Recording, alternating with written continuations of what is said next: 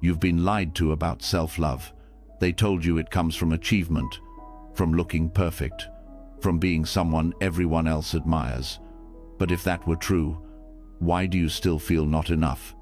Why do the compliments fade but the self-doubt stays? Why do your thoughts race the moment your head hits the pillow? The truth is, self-love isn't about becoming someone new. It's about remembering who you are underneath the noise. It's not about fixing yourself. It's about letting go of what was never really you to begin with. And that's where Buddhist wisdom comes in. For thousands of years, it's whispered the secret to peace, not by filling yourself up, but by emptying what hurts. The need to impress, the fear of being alone, the clinging to stories that tell you you're not worthy. Tonight, those stories lose their power. Tonight, you'll hear teachings so gentle, they'll melt your tension. So deep, they'll soften your heart. So clear, they'll silence the overthinking. This isn't about becoming better, it's about becoming free. As you listen, something will shift. The voice that used to criticize you will grow quiet. The knots in your chest will loosen.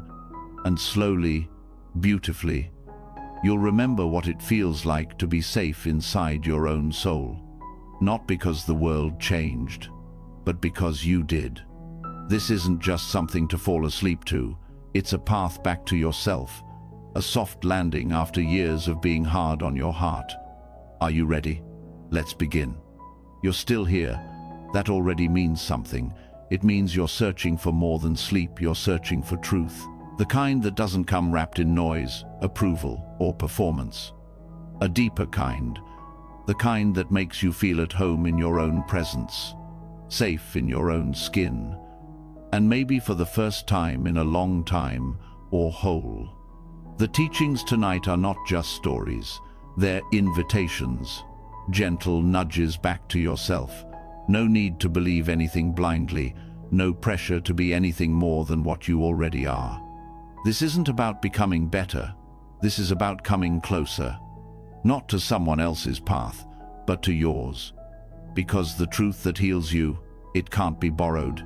It has to be lived. And this is where the path begins. There's a phrase found quietly within the early teachings of the Buddha, one that carries more power than it seems at first glance. Ehi passiko. It means, come and see for yourself. No dogma, no forced belief, just an invitation to explore, to observe, to feel, to know for yourself what's real and what's not. It may sound simple, but hidden inside that invitation is the key to true freedom. Because somewhere along the way, we were taught to trust everyone else but ourselves. We were trained to collect approval like currency, to believe that value comes from being seen, liked, praised, from being right by someone else's definition. But when you live that way long enough, something quiet inside you starts to ache.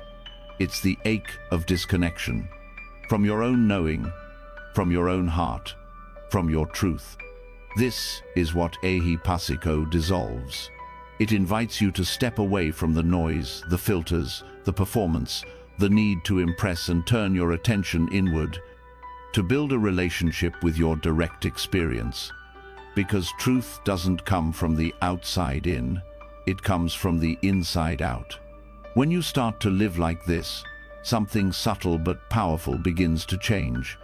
You stop needing permission to feel what you feel. You stop waiting for someone to validate your worth. You stop giving your power away. That doesn't mean you become cold or distant.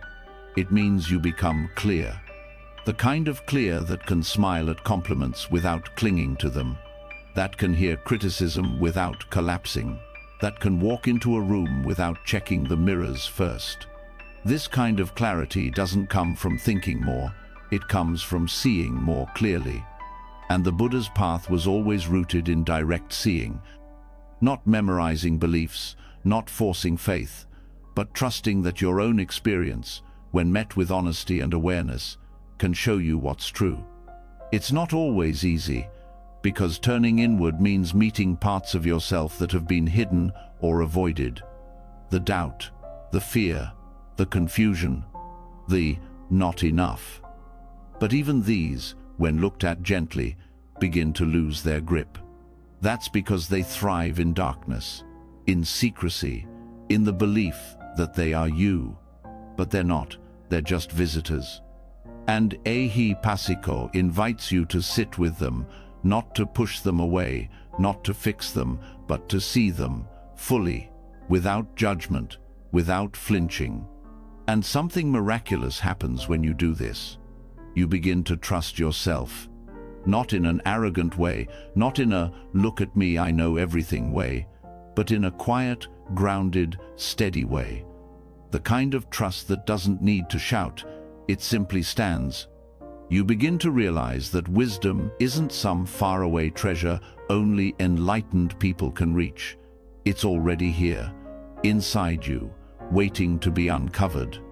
The Buddha wasn't a god or a magician. He was a human being who paid deep, careful attention, who walked through suffering and didn't run away, who found peace by watching, by listening, by questioning even his own mind. And then he turned to the world and said, "You try, come and see."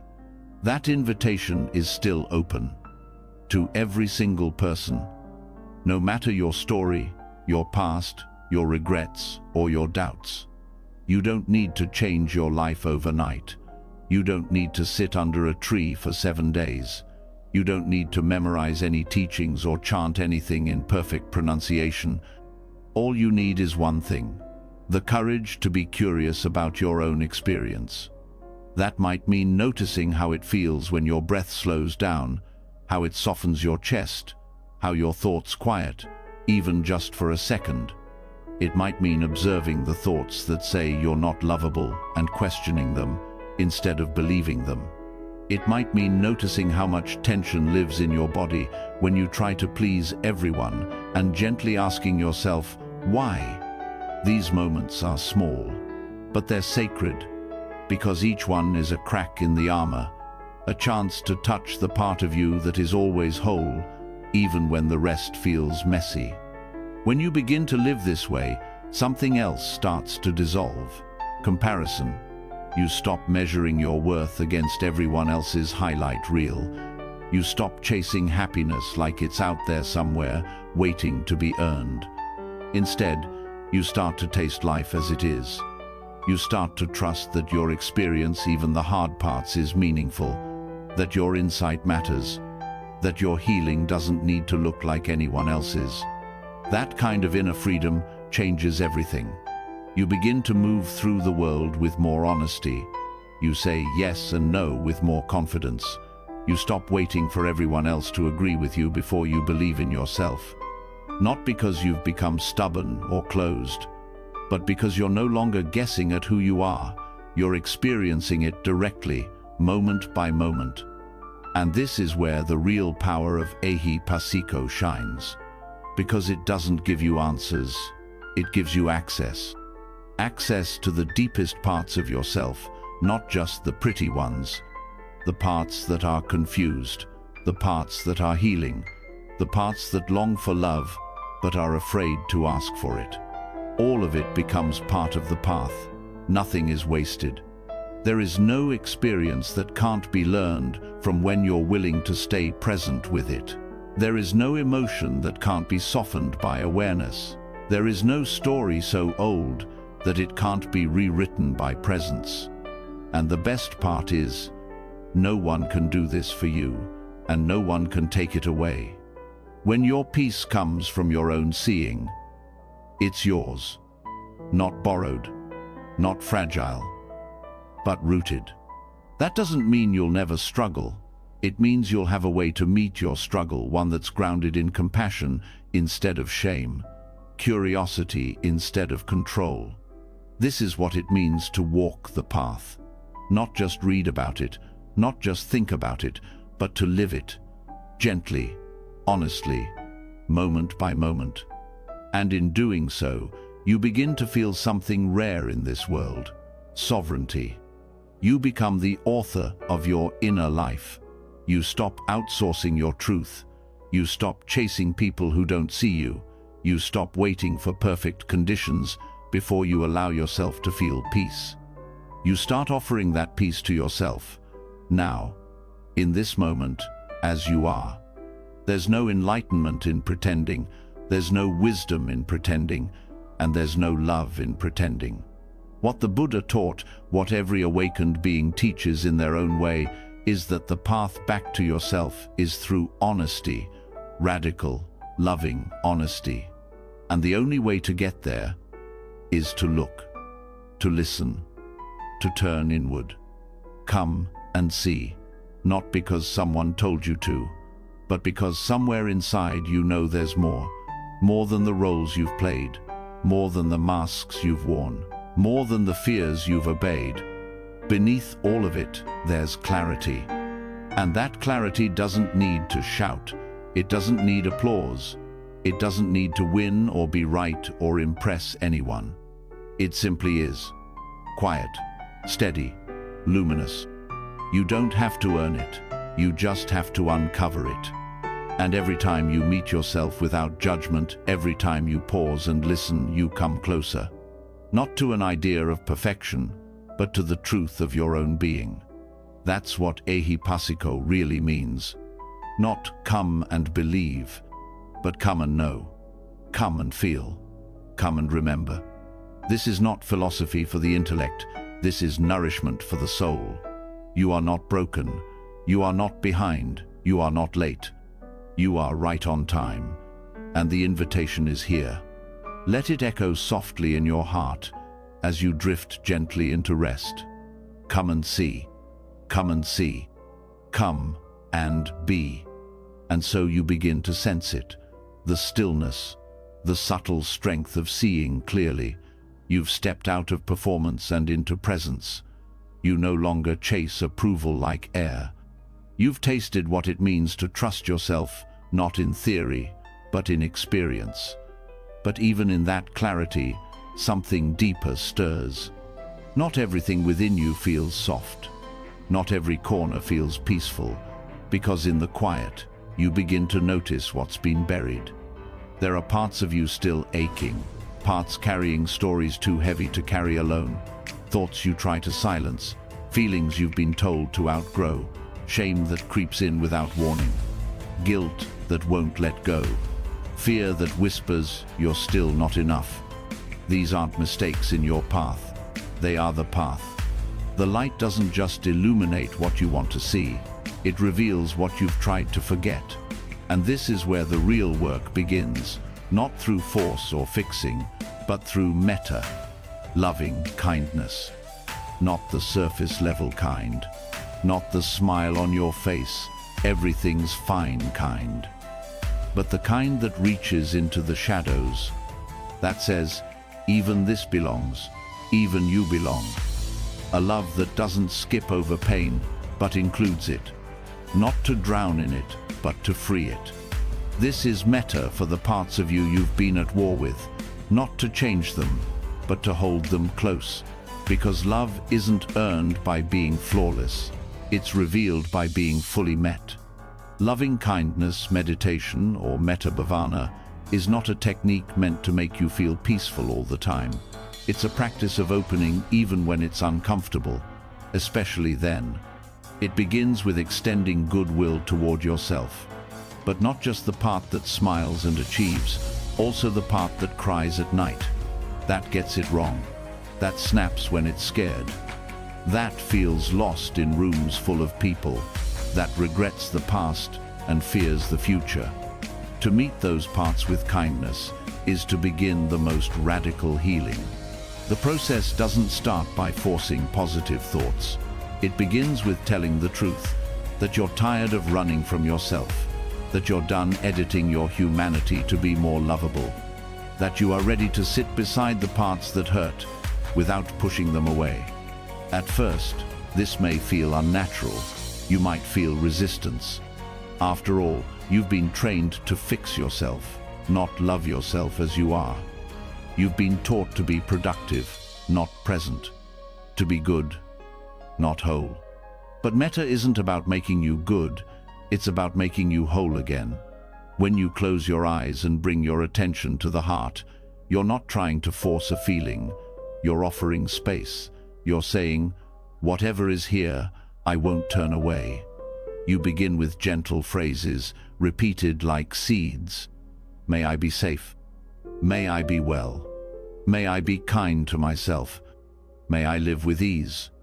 You don't need to feel them at first. You only need to offer them. Like planting seeds in soil you've forgotten how to trust. And then you direct these same wishes toward the parts of you you've rejected.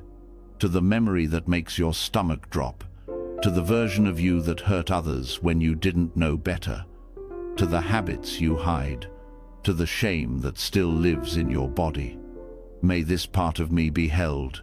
May this pain be softened. May this fear know it's not alone. May this shame feel seen without punishment. This is not self-pity. It's not denial. It's fierce compassion. The kind that sees clearly and still stays. The kind that doesn't need you to be cleaned up to be worthy. When you meet your inner shadows with metta, you begin to unlearn a lifelong habit. Rejection. Most people try to meditate away their darkness.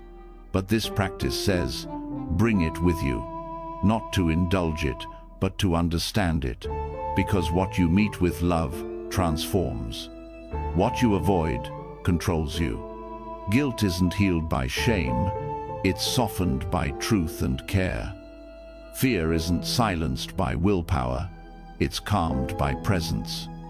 Shame doesn't disappear through achievement, it dissolves through understanding.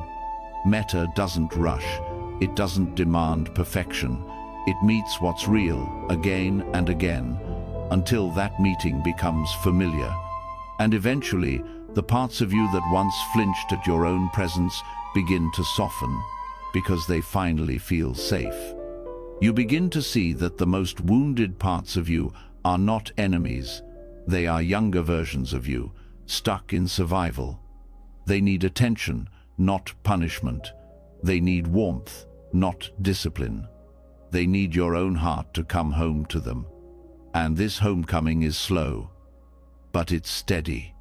It happens every time you breathe gently into a tight space in your chest and say, you're allowed to be here. Every time you remember that you are not your thoughts, and yet you can hold them with tenderness. Every time you say no to the inner voice that shames you, and yes to the voice that soothes. The deeper you go into metta, the more you begin to understand this truth. Love isn't something you give yourself once and then move on. It's a practice, a rhythm, a returning, especially when it's hard, especially when the old stories rise up again, the ones that say you're too broken, too late, too far gone. Those stories don't need to be argued with, they need to be seen through. And the seeing comes through softness, through repeating the phrases again, through remembering that even the worst thought about yourself is still just a thought, and that thoughts pass, but the heart remains. This isn't about pretending you're okay, it's about knowing that being not okay is also part of the path, that you can hold the mess and the magic in the same hands, that you can sit in silence and feel pain without being consumed by it, that you can love yourself not because of your strength, but through your tenderness. This kind of practice builds something unshakable, not a shield, but a sanctuary, a space inside that says, no matter what you feel, you don't have to go away. When the world feels overwhelming, you return here. When mistakes weigh heavy, you return here. When your mind says you're not good enough, you return here. To breath, to space, to kindness, to the simple act of saying, may I be kind to this moment. May I be gentle with what I find here.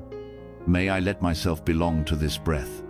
You're not healing yourself so you can be more acceptable. You're healing yourself because you finally remember you were never meant to be at war with yourself in the first place. Metta for the shadow self isn't the end of the journey, but it's the part where things begin to soften. where what was frozen begins to melt, where the armor starts to fall. And beneath it, something unexpected rises. Not perfection, but peace. A peace that doesn't need to prove anything. A peace that doesn't collapse in the face of discomfort. A peace that can say, yes, I carry pain, and I carry love too. You carry both. You always have. But now you're learning how to hold them together, not as opposites, but as companions, as parts of one whole human heart. This is what it means to be free, not by erasing what hurts, but by including it in love so fully that it loses its sharpness. This love is yours to offer, every day, every breath, every time you return. No matter how far you've drifted, no matter how long it's been, right now is a perfect moment to begin again.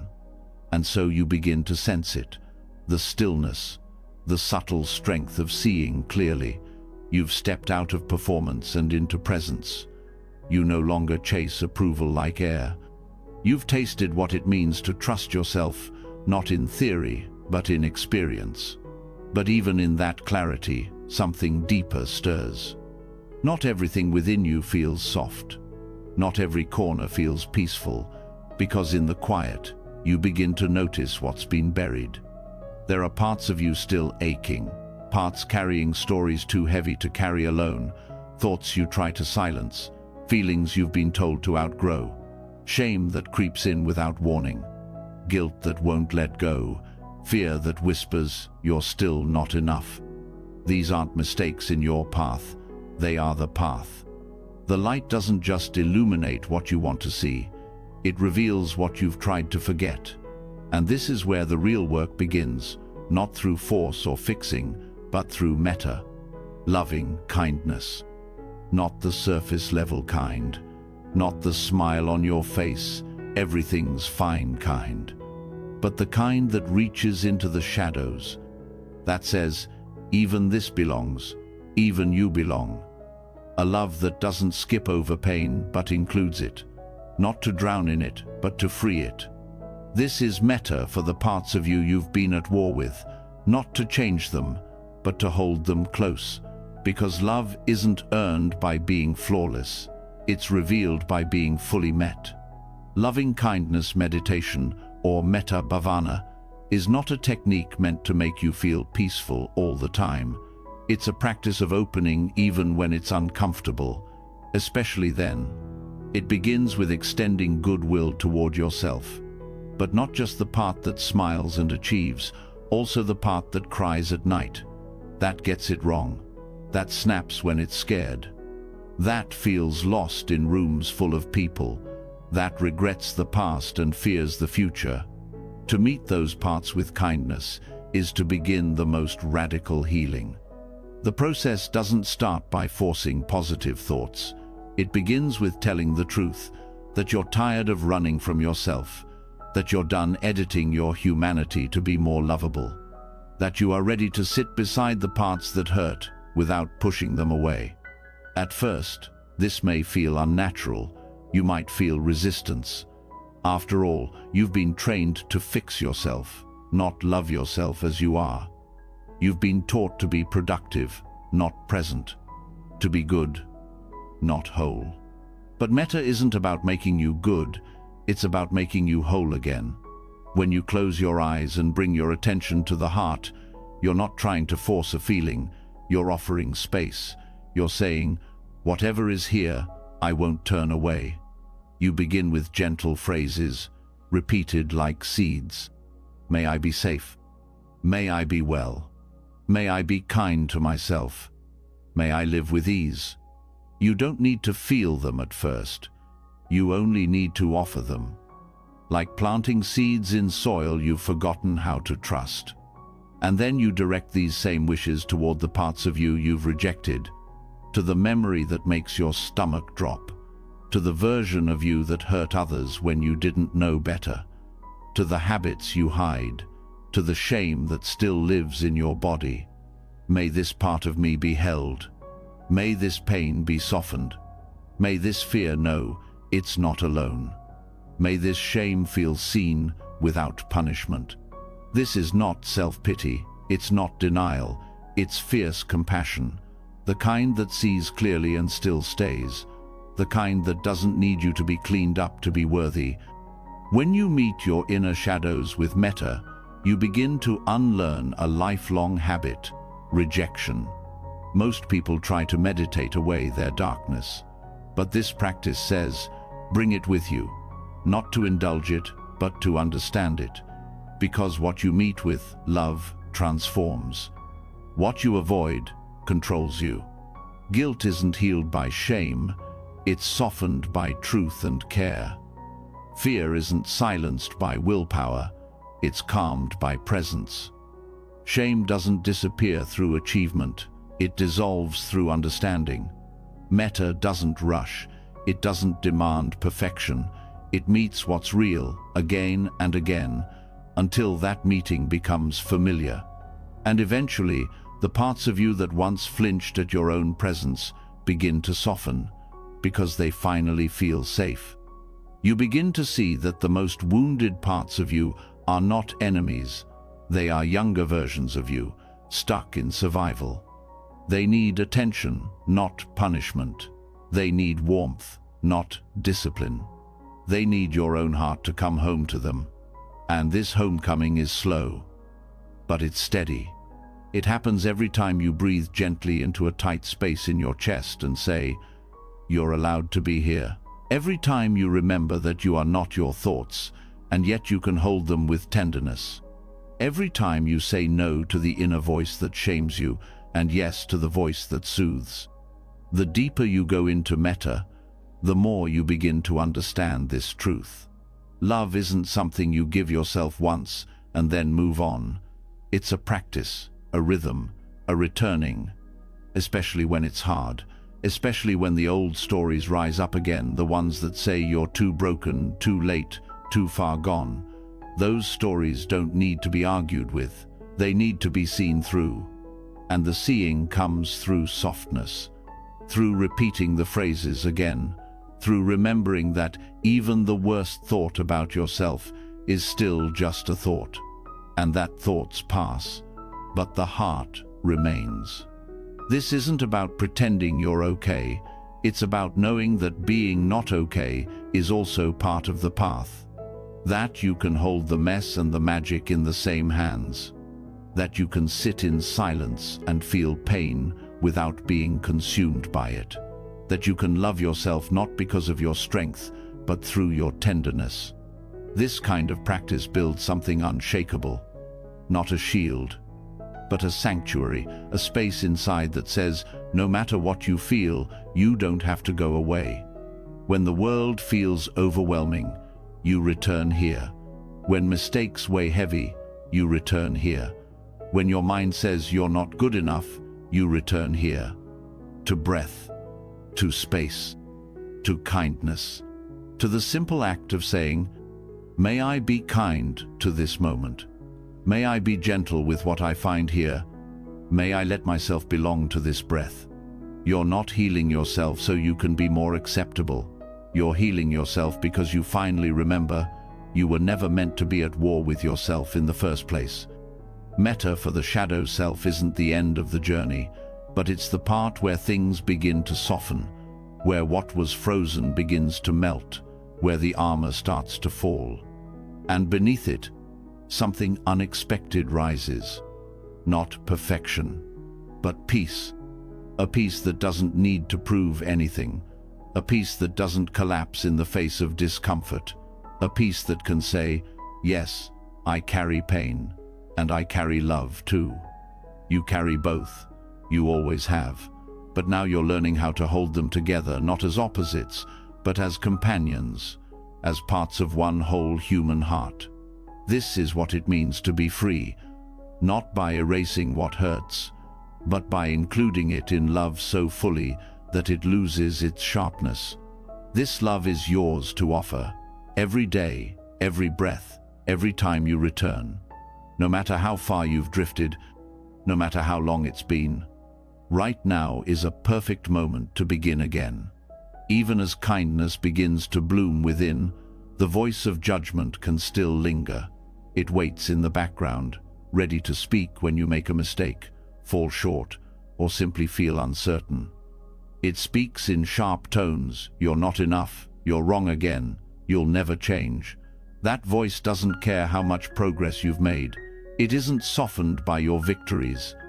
It clings to your flaws like facts. And the most painful part is how convincing it sounds. But what if that voice isn't telling the truth? What if the one judging you isn't really you? There's a teaching deep, quiet, often misunderstood, that begins to untangle this illusion. It's called anatta, or non-self. And far from being cold or confusing, it holds one of the warmest truths you'll ever hear. You are not the voice that tears you down. You are not fixed. You are not frozen in identity. And you are not stuck inside a story you didn't choose. Non-self is not the absence of life. It is the absence of limitation. It starts with noticing something simple: how thoughts come and go on their own. You don't plan every emotion. You don't invite every memory. The mind moves like weather. Clouds of criticism can pass through, but they are not the sky. They do not define it. They do not stay forever. When the Buddha taught about non-self, he wasn't saying you don't exist.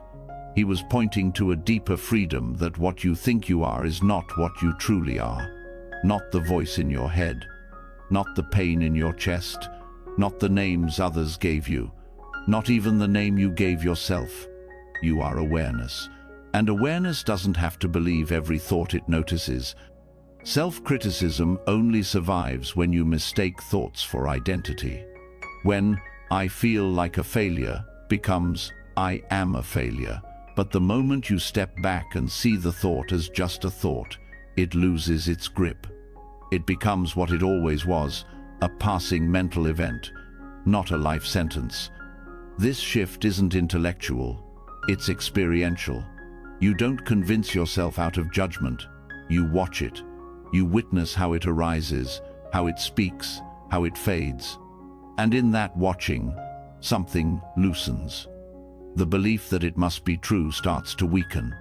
You begin to see through the old labels, the inner critic, the unworthiness, the pressure to be perfect. They start to look less like reality and more like habits. And habits can be changed. Anatta helps you see that the version of you you're criticizing is already gone. Every moment, you are shifting not in a chaotic way, but in a living, breathing way. No thought is permanent. No feeling lasts forever.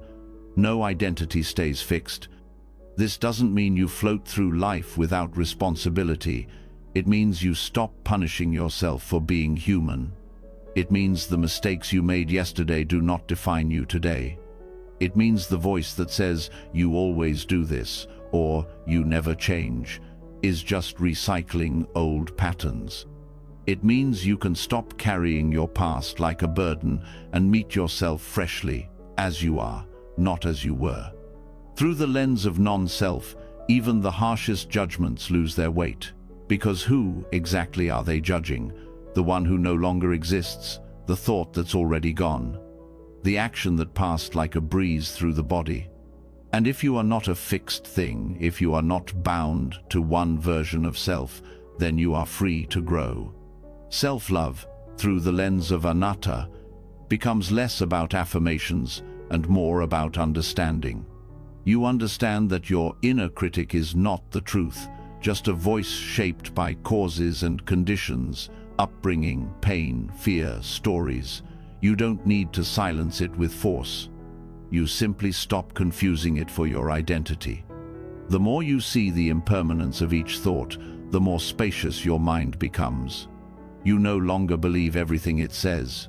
You become less reactive, less controlled. You notice the urge to judge and choose not to feed it, not out of effort, but out of clarity. And in that clarity, self-compassion has room to grow. You start to speak to yourself with more tenderness. You begin to recognize when criticism arises from fear, and instead of following it, you comfort it. You remind yourself This too will pass. You learn to pause when the voice of judgment rises and ask, is this true? Is this helpful? Is this who I want to be in this moment? That questioning doesn't come from anxiety. It comes from wisdom. It comes from the growing understanding that identity is not fixed, that you are not what you've done, and that you can meet yourself with new eyes every time. This is not detachment in a cold sense. It's release. Release from false certainty, from painful labels, from the idea that you are some permanent thing that can be broken. You are not broken. You are becoming. And becoming requires space. The space to make mistakes, to evolve, to change direction, to soften into who you are without rigid expectations. Non-self is that space, a letting go of the grip around me, mine, I always, I never. In that letting go, your suffering begins to dissolve, not because you've fixed everything, but because you've stopped holding so tightly to the one who must be fixed. This changes how you move through life. You become less defensive when others criticize you, because you no longer believe that criticism strikes at some solid core.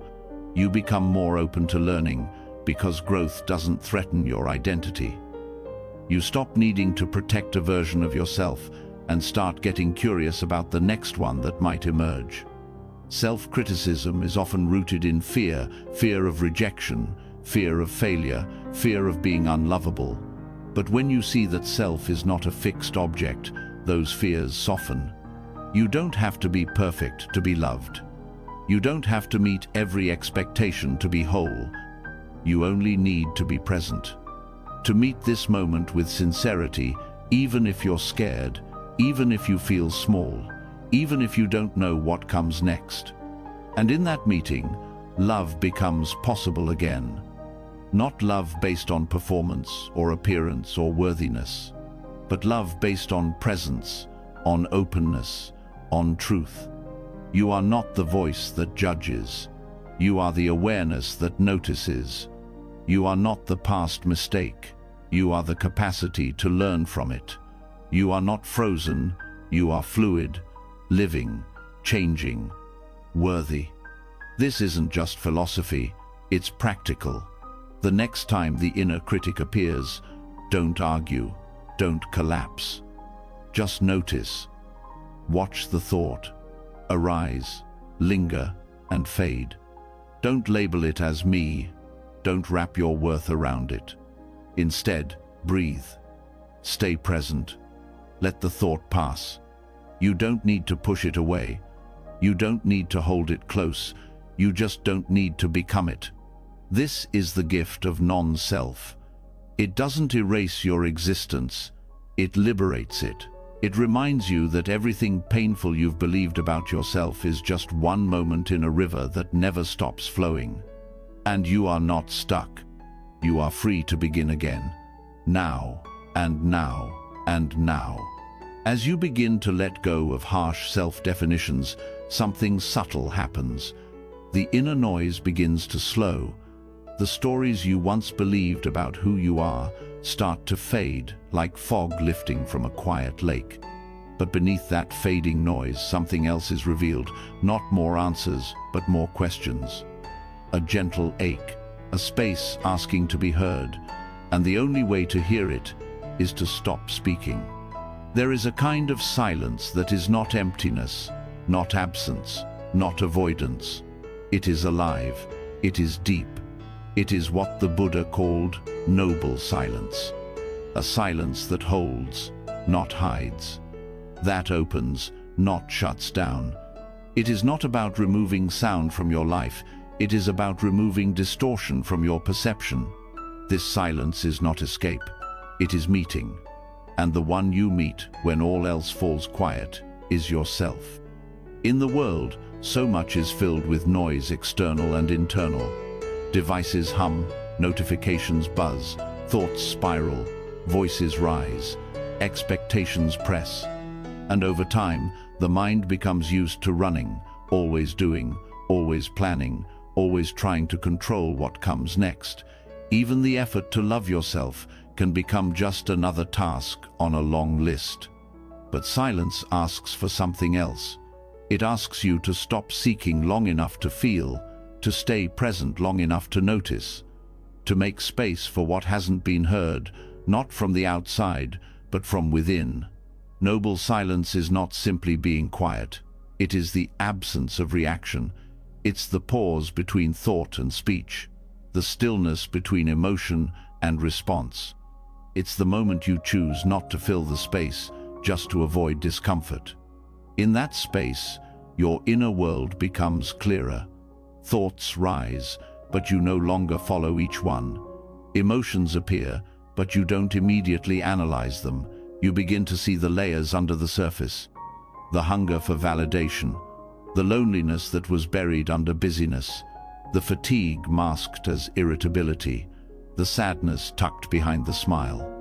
Noble silence is not passive. It's deeply active in a different way. It listens without fixing. It allows without rushing. It waits without needing to solve. And through that waiting, unmet needs rise into awareness. This practice helps reveal the ways you've been disconnected, not just from others, but from yourself. You begin to notice how often you interrupt your own emotions with thinking, how quickly you label discomfort as something to fix instead of feel, how often your thoughts jump in before your heart even has time to speak. In silence, the heart finally gets a voice. You may find that grief lives where you thought there was only numbness, or that longing exists beneath your habits of distraction, that what you really needed wasn't another task, but a moment of honest stillness. When you stop speaking not only outwardly, but inwardly, the walls begin to lower. You no longer use words as a shield. You begin to relate to your own presence in a new way, without commentary, without filters. In that quiet, self-love takes on a different shape.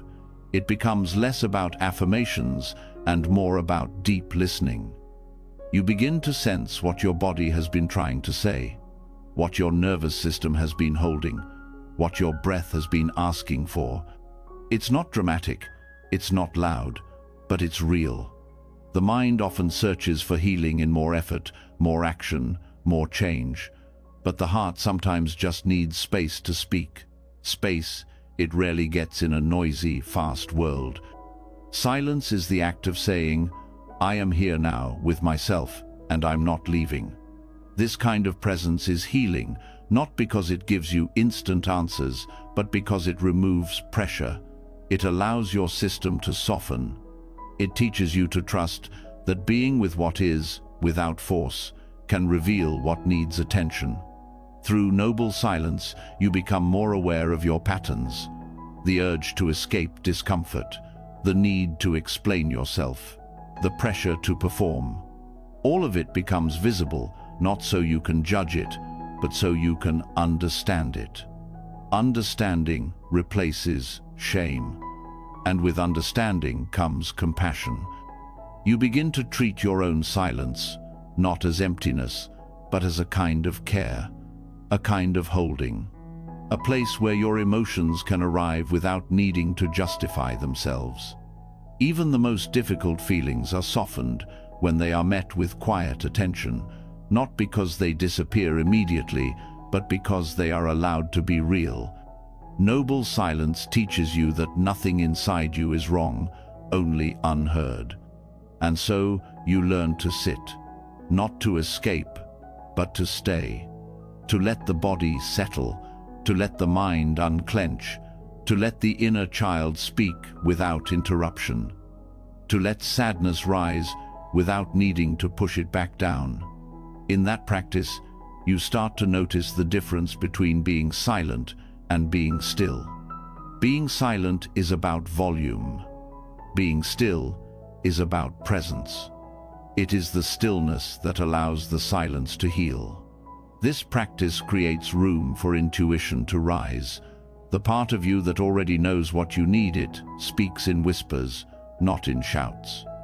And it can only be heard when you're quiet enough to listen.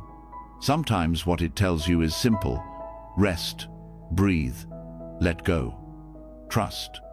Other times, it shows you the deeper pain you've been avoiding. And in that revelation, you don't crumble, you open. Because you're not fighting anymore. You're not resisting your own experience. You are receiving it. Silence is not about isolation. It is about connection. True connection. The kind that doesn't need performance, approval, or explanation. It's the place where presence meets reality without pushing it away. In silence, your heart becomes your home again. You no longer chase healing, you create the conditions for it to arrive. You no longer rush toward peace, you allow space for peace to emerge. There is a kind of safety that comes when you realize you can be with yourself, in stillness, without panic, that you don't need to fill every moment, that you don't need to explain your existence. That simply being quietly, openly, is enough. You start to feel your own rhythm. You begin to notice how much of your energy has gone into managing impressions, filling silence, proving worth. And you start letting go, not to collapse, but to return. This return is gentle. It asks nothing from you but presence. And presence, when offered with care, becomes the deepest form of love. Even 10 minutes of silence a day can shift something. Not because it changes your circumstances, but because it reconnects you to yourself. It reminds you that you are not the noise, not the identity, not the pressure. You are awareness, breathing here. And in that awareness, you realize something quietly profound. You don't need to be anyone else in this moment. You don't need to earn love. You don't need to fix the past. You don't need to rush forward. You just need to stay with what's here, stay with yourself. Silence becomes not a practice, but a relationship with presence, with inner knowing, with kindness, a relationship that doesn't need many words, because it speaks through stillness. And over time, you begin to crave this space. Not because it's always comfortable, but because it's always honest. It becomes your anchor, your retreat, your reset. You start to carry that stillness with you, even into the noise. The world doesn't get quieter, but you do. You move more slowly, you speak more thoughtfully, you listen more deeply, not just to others, but to yourself. This is the gift of noble silence. Not a break from life, but a return to it. A return to clarity, to presence, to softness. And in that return, you finally hear what's been waiting all along. A voice not of judgment, but of care. A voice not loud, but true. A voice that says, you've always been enough, even in silence, especially there. When you begin to listen deeply, without interrupting your inner world, you start to uncover a truth that may feel hard to face at first. There are things in your past that still hurt. Moments you wish had gone differently. Words you said you wish you hadn't. Choices you carry like stones in your pocket. In the silence, those memories return not to punish you, but to be healed. They rise not as enemies, but as invitations. And what you do with them now will shape how you carry yourself forward. In the teachings of karma, most people hear the word and think of punishment, cause and effect, but laced with fear, as if every misstep dooms you, as if your past locks you out of peace. But that is a misunderstanding. Karma isn't a sentence, it's a seed, and how you relate to it determines whether you grow or stay stuck. Karma means that every action leaves an imprint, but imprints are not chains, they are patterns. And patterns can be understood, shifted, softened. There is no karmic law that says you must be defined by who you were.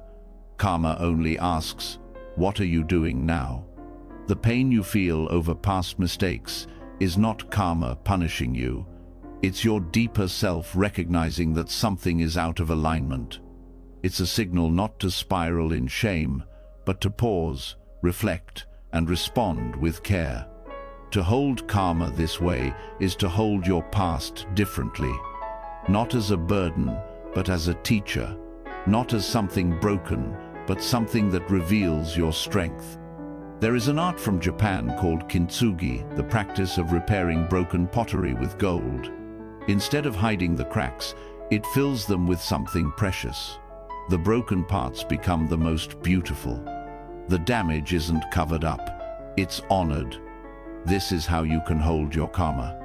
Not to ignore what happened, not to pretend it didn't matter, but to see the cracks in your story as places where healing can shine through. The moments you regret become entry points into self-compassion. The choices you wish you could take back become opportunities to grow new roots in wisdom.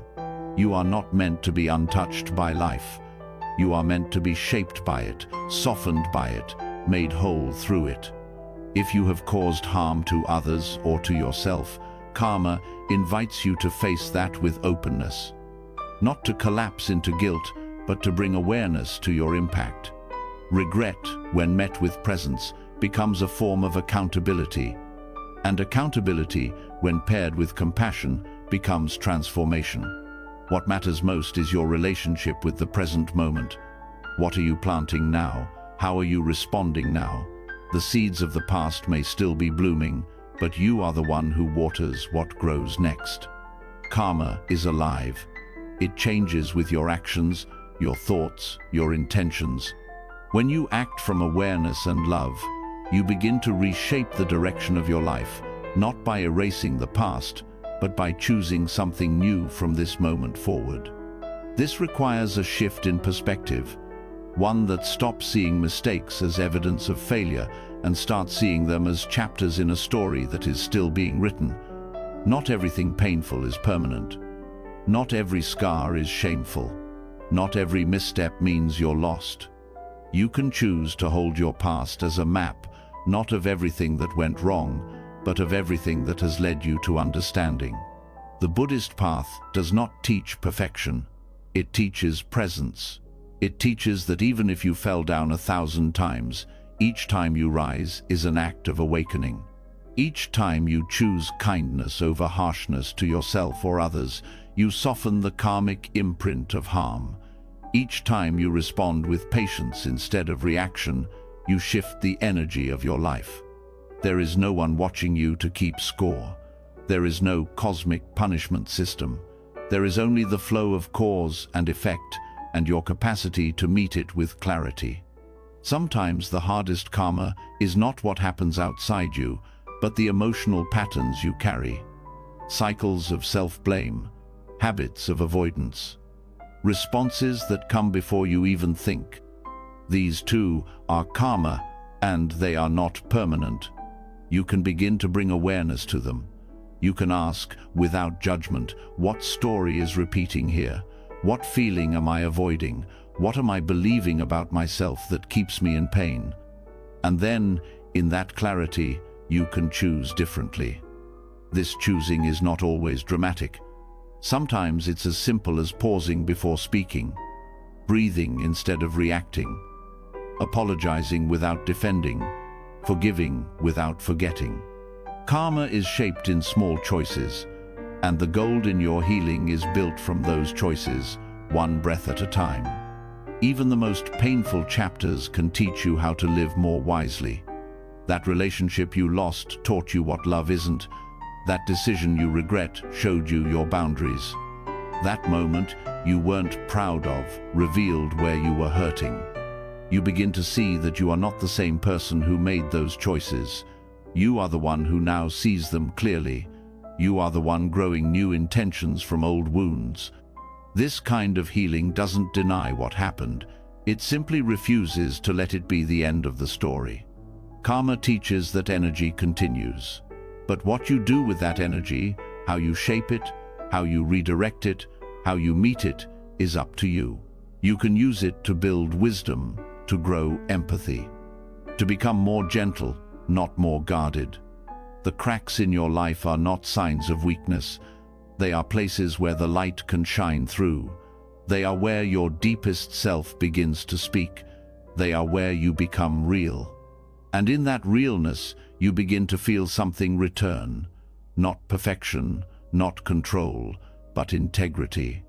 You begin to live more honestly, speak more clearly, act more consciously. You are no longer running from your past. You are walking with it, not as a weight, but as a companion that taught you how to begin again. In this way, karma becomes not a punishment, but a path. A living reminder that everything you do matters not because you must be flawless, but because your presence carries power. Even when you've hurt someone, you can repair. Even when you've hurt yourself, you can choose differently now. You are not broken. You are in the process of being reshaped by truth. And truth always leads to freedom. So you keep showing up. You keep practicing. You keep choosing the next kind thing, the next honest word, the next conscious step. And as you do, you begin to see your life through different eyes, not as a series of mistakes, but as a beautiful, complicated, human unfolding. You no longer try to erase the past. You weave it into the person you are becoming, with compassion, with patience, with gold. And that gold, the wisdom that came from breaking and mending, becomes part of your strength. It becomes part of your love. It becomes part of your peace. When you begin to see your past through eyes of wisdom, when you stop trying to erase what once hurt and instead learn to honor it, something unexpected starts to rise. A new kind of love. One that doesn't come from trying to be better or more worthy. One that isn't earned by healing fast or forgiving quickly. A love that simply arrives as you soften into your own presence. Not performative. Not self-centered, quiet, steady, real.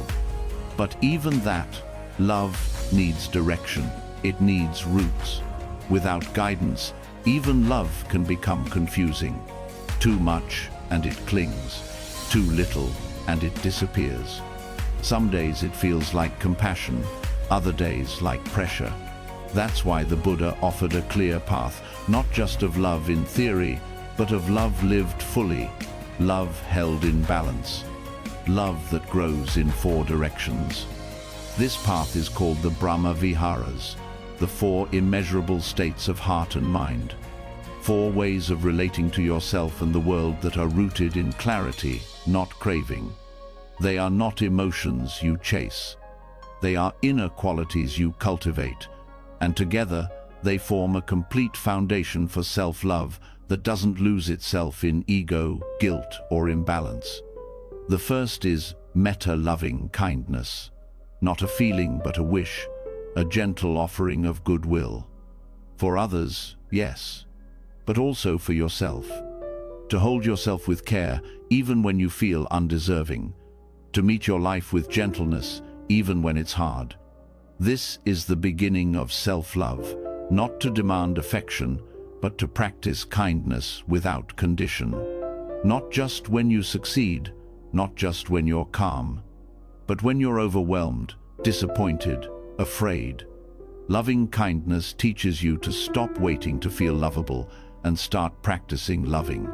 Even if all you can say is, "May I be safe, may I be well, may I be kind to myself." That wish, repeated over time, changes how you hold your own heart. Next is karuna compassion. It goes beyond kindness. It meets pain where it lives. It says, "I see your suffering, and I won't turn away." Self-compassion means you no longer scold yourself for struggling. You no longer rush your healing. You stop asking why you're still feeling what you feel and start offering yourself the same tenderness you would offer a dear friend. This doesn't mean indulgence or making excuses. It means meeting the wound without judgment, letting pain be pain so it can move through. Compassion doesn't try to fix everything right away. It stays present. It allows. It holds space. It recognizes that being human is messy and beautiful, and often both at the same time. When you begin to practice compassion for your own suffering, you stop reinforcing the false belief that you need to be flawless to be loved. Then comes mudita, sympathetic joy. This one can feel harder, especially when your own life feels heavy. But it is vital. It teaches you how to celebrate, not out of comparison, not out of competition, but out of shared humanity. Self-directed mudita means allowing yourself to feel joy without guilt, to be happy when things go well, to laugh without wondering if you're allowed, to feel pleasure in small things, a clear breath, a warm touch, a moment of connection without thinking it must be earned. Joy that comes from presence, not perfection. This is where self-love becomes expansive, where it stops being just about soothing and starts being about aliveness. When you give yourself permission to feel joy, even when everything isn't fixed, you open your heart to life as it is, and that joy becomes a source of resilience. Finally, upekkha, equanimity, the balance that holds all the rest. Without it, love becomes tangled, compassion turns into overwhelm, joy becomes attachment. But with equanimity, you learn to stay centered. You learn to care without clinging. You learn to feel deeply without being swallowed. In yourself, this looks like being with your experience as it unfolds, without pushing it away and without chasing it. It means trusting your inner ground, even when life moves in waves. It doesn't mean feeling nothing. It means being stable enough to feel everything. When you practice equanimity, you stop trying to control what happens and start learning how to respond wisely. You begin to trust that you can hold joy and sorrow, ease and pain, praise and blame, not because you've shut your heart down, but because your heart has grown strong enough to stay open. Together, these four, metta, karuna, mudita, and upekkha, become a compass. Not a list of qualities to perfect, but living directions to return to. When you feel lost, you check. Am I being kind? Am I meeting this with compassion? Am I allowing joy? Am I balanced? They keep you from swinging too far in any one direction, from becoming overly self-critical or emotionally detached, from denying your pain or clinging to your happiness. They keep your love grounded, flexible, real. They also help you love without ego, because they are not about boosting your self-image. They are about seeing clearly, loving what is, not what should be, and that includes yourself. You begin to notice the places where your self-love has become conditional. I'll be kind to myself when I stop making this mistake. I'll let myself rest when I've done enough. I'll feel joy when I finally fix everything.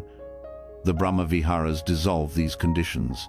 They remind you that kindness is available now, compassion is available now, joy is available now, balance is available now. They teach you that love is not something you chase, it's something you cultivate. Not by forcing it, but by tending to it, watering it, returning to it.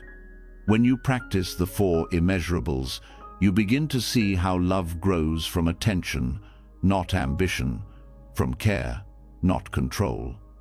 And you begin to extend that same understanding to others. Because the more you hold yourself with patience, the more you can hold others without judgment. The more you meet your pain with compassion, the more you can recognize pain in others without needing to fix it. The more you celebrate your own joy, the less you feel envy. The more balance you hold within, the more peaceful your relationships become. But it always begins within. You don't practice these to be perfect. You practice because they're the soil of a life rooted in peace. And peace doesn't come from escaping yourself.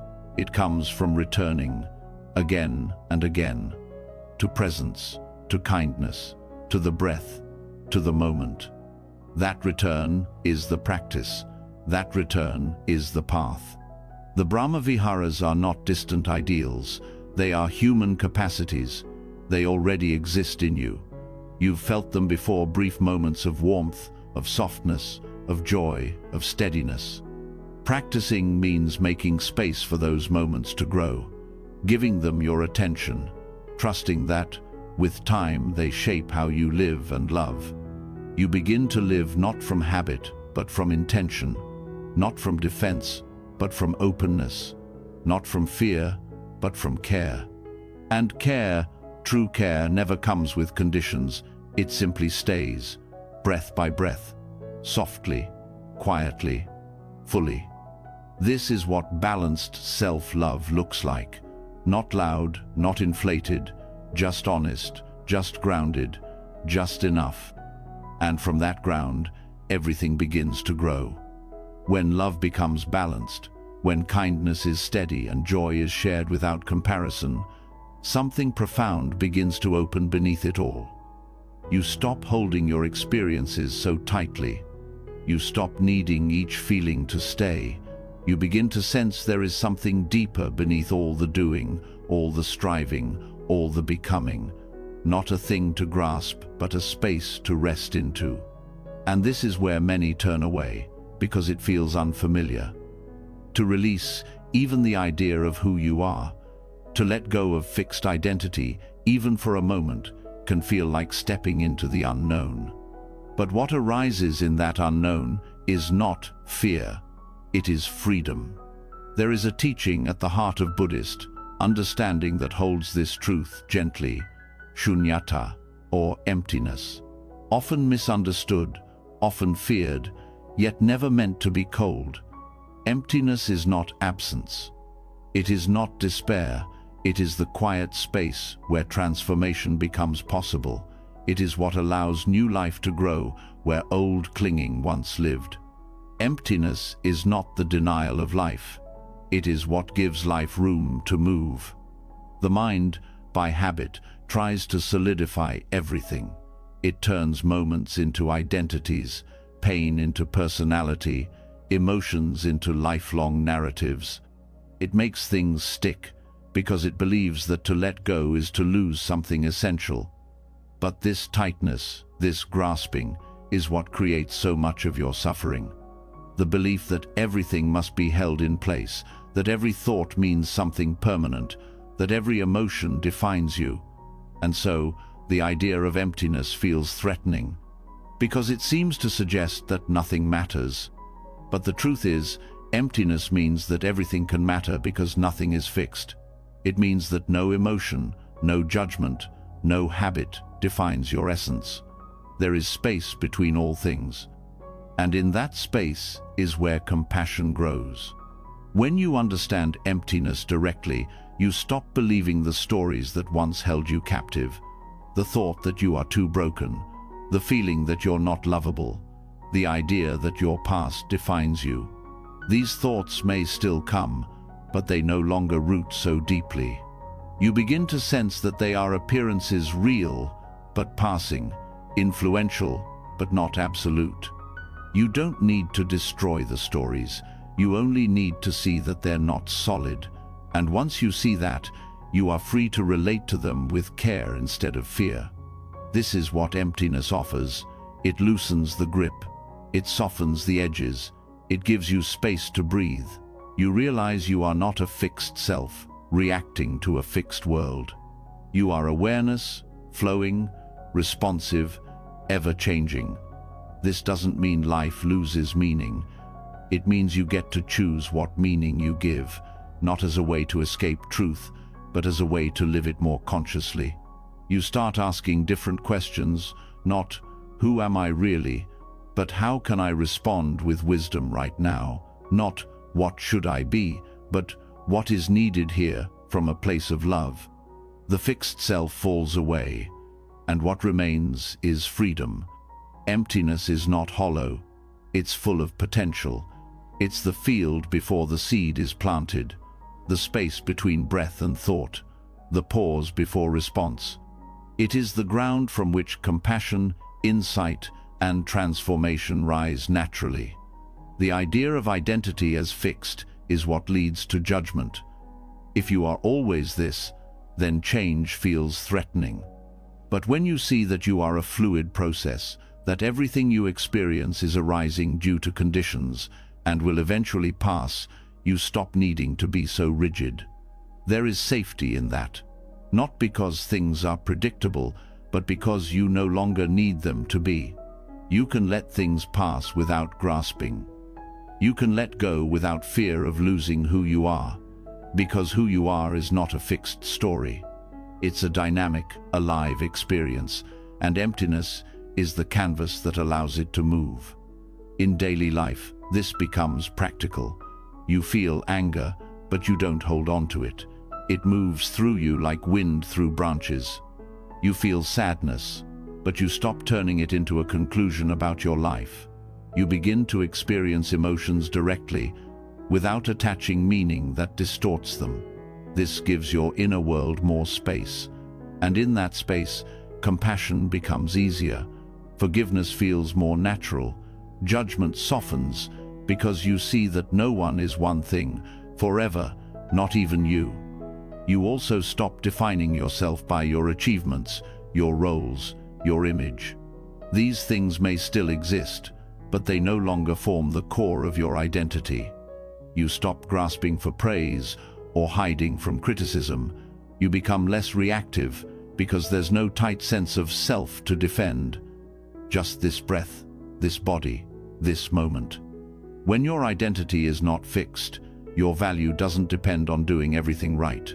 You are no longer trapped by the need to protect who you think you are. You can admit mistakes without shame. You can accept compliments without clinging. You can face change without losing your ground. This doesn't make you passive. It makes you responsive. You begin to act not from fear of loss, but from clarity, not to prove yourself, but to express presence. Even suffering changes when seen through this lens. It becomes something to meet, not something to avoid. It's seen as arising from causes and conditions, not from some permanent flaw in who you are.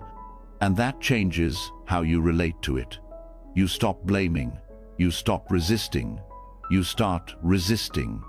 In that listening, healing begins. The mind that understands emptiness becomes less caught in struggle. It holds life more gently. It allows others to be who they are without needing to change them. It allows space for pain, but also for peace. It is no longer trapped in the illusion that things must stay the same to feel safe. You begin to sense a kind of intimacy with life. Because nothing is solid, everything can be touched. Because nothing is fixed, everything can be held. This is not theory. It is a way of being. And it is discovered slowly, through practice, through presence, through letting go of the need to define everything. You start small. You notice when you are holding on too tightly to a thought. You see when you are making a feeling into a fact. You pause. You breathe. You soften. You remember, this too will pass. That remembrance is freedom. You no longer need to protect an identity. You can simply respond with wisdom again and again. And through this, life becomes more spacious. Not because pain disappears, but because it no longer defines the whole landscape. There is more room, more breath, more choice. You begin to see beauty in the impermanent, because it teaches you to appreciate without clinging. You begin to see depth in the uncertain, because it reminds you to stay curious. Emptiness is not cold, it is open. And in that openness, you find a new kind of warmth, not based on certainty, but on presence. You discover that compassion doesn't need a reason, that love doesn't require a perfect identity, that healing doesn't come from fixing, but from meeting. The space of emptiness becomes the space of kindness, the space where you can rest, the space where you can grow. And from that space, you begin to live not as a fixed self, but as a flowing awareness, kind, clear, alive. This is the heart of emptiness, not absence, not void, but freedom. And in that freedom, the deepest kind of self-compassion becomes possible, because now nothing in you is permanent. And so, nothing is beyond care. Nothing is unworthy of love. You don't have to chase who you were. You don't have to defend who you are. You don't have to fear who you will become. You simply return to this space over and over, and in that returning, you remember what's always been true. There is room for all of you here, and in that room, you are free. The more you rest in spaciousness, the more clearly you begin to see what you've been carrying, not just the emotions or memories, but the patterns. The subtle loops you move through again and again, thoughts that trigger feelings, feelings that drive reactions, reactions that reinforce painful beliefs. It's not random, and it's not your fault. But it's also not permanent. There is a map for this, a teaching that gently shows you how suffering builds itself, piece by piece. It's not punishment, it's a pattern, and that pattern can be seen, it can be understood. And when it's understood, it can be rewritten.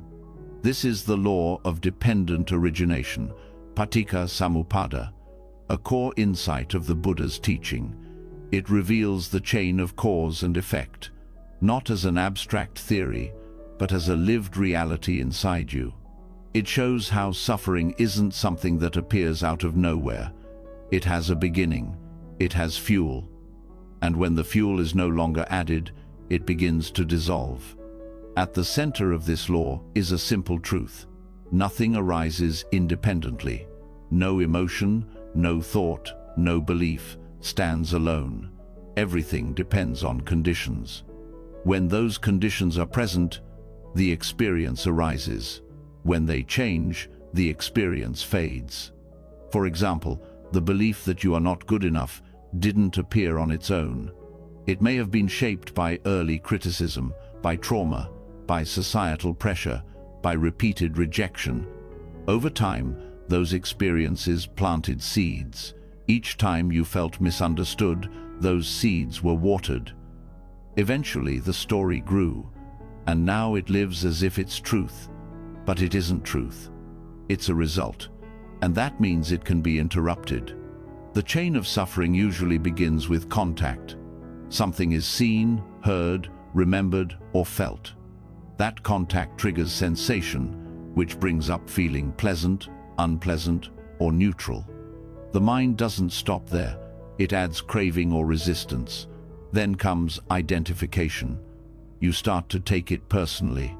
The discomfort becomes your discomfort. The fear becomes your flaw. The thought becomes your identity. And then action follows. You react based on the story. Maybe you withdraw, maybe you lash out, maybe you numb. That reaction creates more conditions, more evidence for the story. And so the cycle repeats. What makes this process powerful is not that it happens, it's that you can see it while it happens. And that moment of awareness is the beginning of freedom. You don't need to fight every thought. You don't need to suppress every emotion. You just need to understand what's fueling them. When you see the links, you stop being trapped by them. Let's say you notice a feeling of unworthiness rise when someone doesn't respond to your message. The old story appears. They don't care. That story brings tightness, maybe shame, maybe anger. You feel the urge to protect or explain yourself. But instead of reacting, you pause. You ask, what led to this feeling? Maybe there was contact, the silence. Then sensation, the body tenses. Then the feeling unpleasant. Then the thought, they're rejecting me. Then the belief, I must not matter. And that belief shapes your behavior. Now you've seen the links, and just seeing them loosens their power. You realize it's not the silence that hurts. It's the story built on that silence. And that story comes from past wounds, not this present moment. This is the insight that breaks the loop. You begin to notice that not every emotion needs a storyline. Not every discomfort needs to mean something about you. You start catching the chain earlier, before the belief hardens, before the reaction takes hold. And in that early seeing, you create space. In that space, a new choice becomes possible. This isn't about controlling your feelings. It's about interrupting the automatic reaction to them, the craving for things to be different, the aversion to discomfort, the tendency to personalize everything. With consistent awareness, you start choosing differently. You respond instead of reacting. You stay curious instead of collapsing. You begin to replace the old narrative with a new understanding. This is just a pattern, not a personal failure, not a fixed identity, just a habit made of many conditions, now seen clearly. That clear seeing is what dissolves it. This process also teaches you compassion. You realize that others, too, are moving through their own chains of cause and effect. Their harsh words may come from pain. Their silence may come from fear. Their actions, like yours, are shaped by unseen forces. When you understand the links in your own suffering, you become less reactive to others. You stop taking things so personally. You start to meet people where they are, not where your story says they should be. You also begin to speak to yourself more gently. When pain arises, you ask not, "What's wrong with me?" but "What is this built on?" When judgment appears, you trace it back to comparison, to fear, to the craving for control. And again, you pause, you breathe, you see it clearly. And in that clarity, you make space for care. This is how you rewrite the story. Not with force, not by pretending the old one never existed, but by seeing how it was built and choosing not to build it again. Every time you bring awareness to the chain, you loosen it, you weaken the habit, you become less defined by the past and more open to the present. This doesn't make your life perfect. It makes it honest.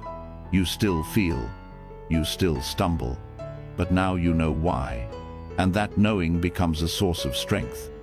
You begin to notice the subtle points of contact that once went unseen, the tightness in your jaw before you react, the flicker of shame before the defense, the quick assumption before the closing down.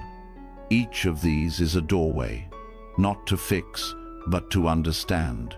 And through that understanding, a new story begins to take shape. One where pain is met with presence, not panic. One where discomfort is explored, not feared. One where thoughts are seen as temporary, not absolute. One where self-worth is not dictated by emotion, but supported by insight. This new story is not written all at once. It's built gently, breath by breath, moment by moment, each time you choose awareness over autopilot. And as you keep choosing, the old loops lose energy. The false identities lose their grip. What once felt like truth starts to feel like memory. Not erased, but no longer in control. You are no longer living inside someone else's story about you. You are writing your own, not with fantasy, but with deep clarity. You are shaping it with kindness, with wisdom, with each moment of seeing. The law of dependent origination is not a rule to follow.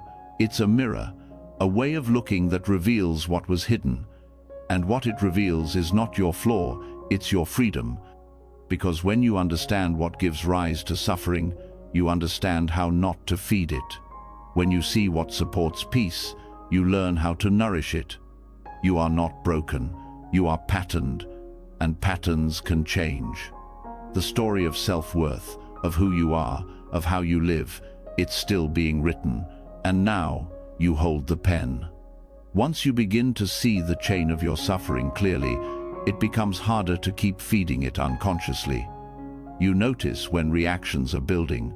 You recognize the moment you start slipping into old roles. And you begin to ask better questions, not "What's wrong with me?" but "What is this really asking for?" That question opens a door, because beneath so many patterns is a powerful force that often goes unnoticed: desire. Desire in itself is not the problem. It is natural to want connection, safety, growth, and peace. But not all desire leads to freedom. Some pulls you deeper into dissatisfaction. Others point you toward inner clarity. The difference is subtle but important, and the Buddha gave us language for both. He called one tanha and the other chanda. Understanding the difference between them is one of the most important steps in learning how to love yourself in a healthy, grounded way. Without this distinction, it's easy to confuse compulsive striving with genuine aspiration. You may believe you're growing when really you're grasping. You may think you're practicing self-care when in fact you're avoiding discomfort. These distortions aren't because you're doing something wrong, they come from not recognizing what's really driving your actions. Tanha is the craving that pulls you out of presence. It is the urge that arises from a sense of lack, a feeling that something is missing and must be filled now. It doesn't come with clarity. It comes with tension. You feel it when you chase validation, needing someone to reassure your worth. You feel it when you scroll endlessly, hoping something will finally quiet your restlessness. It shows up in subtle ways: perfectionism, comparison, needing to be noticed, or becoming addicted to constant improvement. It never feels like enough, because it's rooted in a belief that you are not enough. When you act from tanha, even good things can become painful. You might try to meditate, but secretly hope it makes you more lovable. You might pursue personal growth, but measure your worth against how much you've achieved. You try to love yourself, but only if you meet certain conditions. This isn't love. It's pressure disguised as purpose, and the more you feed it, the more it feeds itself. Tanha is not always loud. Sometimes it whispers, but it always carries that same tightness, the sense that something must change before you can rest. It convinces you that peace lies just one accomplishment away, one compliment away, one correction away. And the truth is, even when you get what it wanted, the craving doesn't end. It shifts to something else. It never really lands. Chanda, on the other hand, is a different kind of energy. It is also a form of desire, but it arises from presence, not lack. It is the healthy urge to grow because you care, not because you're afraid. It's the movement toward well-being that doesn't demand perfection. It's wanting to heal not because you're broken, but because you love what's possible. Chanda is not about grasping for the future, it's about honoring what wants to unfold from within. This is the kind of desire that fuels real self-love. It moves you to rest when your body needs it, to reflect when your mind is overwhelmed, to speak gently to yourself, not because someone told you to, but because you've learned that harshness doesn't help. Chanda has clarity. It sees where you're going, but it also stays grounded in where you are. When your self-love is guided by Chanda, you can pursue growth without self-rejection. You can want more for yourself without believing you are not enough now. You can make changes, not from shame, but from care. This shift is subtle, but life-changing, because the outer action might look the same. Two people might both decide to start meditating. One is driven by tanha, a hope that it will make them more peaceful, more worthy, more acceptable. The other is moved by chanda, an inner pull toward clarity, curiosity, and kindness. The difference is not in the practice, it's in the energy behind it. Recognizing this energy in your own life takes patience. It means paying attention to the body, the breath, the feeling in the chest. Craving feels tight. It feels urgent. It feels like something must happen now. Chanda feels clear. It feels open. It feels like you're already okay, and also you're invited to grow. There is no shame in having craving. It is human. The goal is not to eliminate all desire. The goal is to understand it, to see it clearly, to ask, is this coming from fear or care? From absence or connection? From pressure or presence? When you begin to discern the difference, your choices become more rooted. You don't get swept away by every impulse. You don't fall for the illusion that worth is somewhere else. You start acting from the part of you that already trusts life, that already sees value in who you are, that doesn't need to be constantly fixed, but is always willing to listen. This understanding also helps you stop judging yourself for wanting things. There is nothing wrong with having goals, with seeking comfort, with wanting to feel good in your own skin. What matters is how you relate to those wants. Do they pull you out of yourself or bring you back home? Do they lead to exhaustion or to balance? You begin to sense when your self-care has become self-escape, when your goals have become distractions, when your striving is no longer about honoring your truth, but about proving your worth.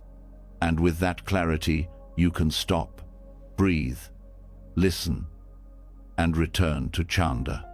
Returning doesn't mean giving up. It means realigning. It means moving forward without losing yourself in the process. It means letting desire be your ally, not your master. When you live from this place, even ambition changes. You still work toward things, but not from the same urgency.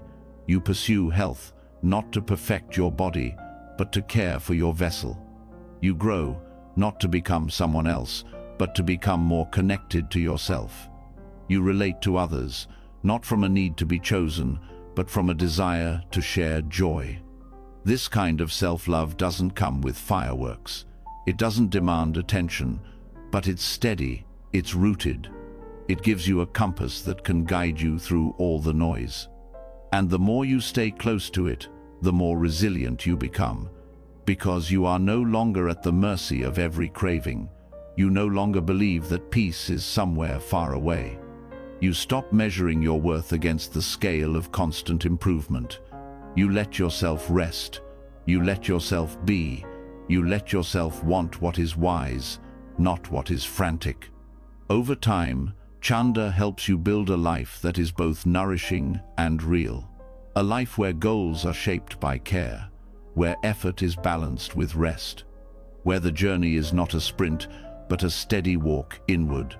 This is the path of wise desire, the path of wanting without grasping, of growing without running, of loving yourself from the inside, not because you must become better, but because you're already worth the effort. When you begin to recognize the difference between craving and wise desire, you stop chasing approval disguised as growth. You choose goals that come from care rather than pressure. The decisions you make begin to reflect a deeper understanding of your needs rather than old habits of self-abandonment. But even with this clarity, another layer still holds influence: the lens through which you view yourself. Because what you see determines how you respond. And without shifting that lens, even the wisest intentions can become distorted. This is where the power of Samadhi, right view, becomes essential. It is not just a concept to study. It is the foundation of how you perceive the world, your experiences, and your identity. When the view is clouded, everything is misunderstood. When it is clear, even difficulty becomes manageable. Right view is not about holding the correct opinions. It's about seeing reality as it is. And one of the most damaging distortions it corrects is toxic self-perception, the deeply rooted belief that you are not good enough, that you are defective, unworthy, or beyond repair. These beliefs rarely come from a single moment. They are built through years of misunderstanding, cultural conditioning, unprocessed pain, and repeated narratives. They don't simply appear in the mind, they grow through misperception, through the view that your worth is dependent on performance, image, or perfection. Right view does not ask you to ignore the pain you've been through. It simply asks you to question the conclusions you've drawn from it. You may have been rejected, but that does not mean you are unlovable. You may have failed, but that does not mean you are incapable. You may have made mistakes, but that does not mean you are bad. When you see clearly, you separate the event from the identity. You stop letting temporary experiences define your permanent sense of self. You understand that pain is a part of life, but suffering grows when you internalize that pain as a personal flaw. Applying right view begins with observation. You notice how your mind labels you, not just in obvious moments, but in subtle thoughts throughout the day. When you spill something, the voice says, "I'm so stupid." When you forget something, it says, "I can't do anything right." These thoughts seem harmless at first, but repeated enough, they become the way you view yourself. Right view allows you to pause and ask, is this true? Is this permanent? Is this the whole story? This kind of reflection brings awareness to automatic thought patterns. You begin to see them not as facts, but as conditioned responses. You become more curious, less reactive. Instead of agreeing with the inner critic, you investigate. You ask what it's trying to protect. You uncover the old beliefs it's built on. You offer space rather than resistance. This shift is not about forcing positivity. It's about aligning your perception with reality.